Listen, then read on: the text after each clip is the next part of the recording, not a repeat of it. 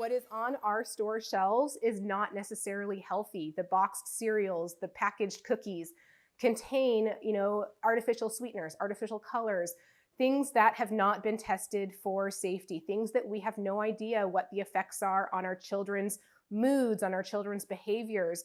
Things are different for our kids, right? We're noticing new diseases, new autoimmune conditions, new food allergies.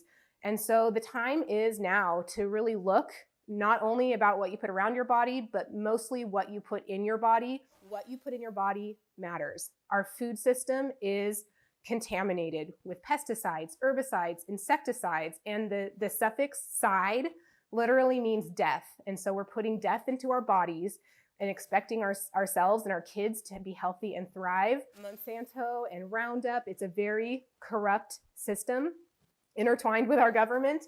And it was a huge shocker to me to know that our government doesn't necessarily have our backs.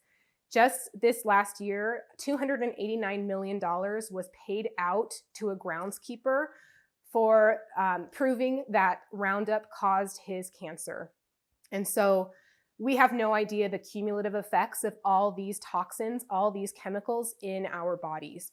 So buying organic,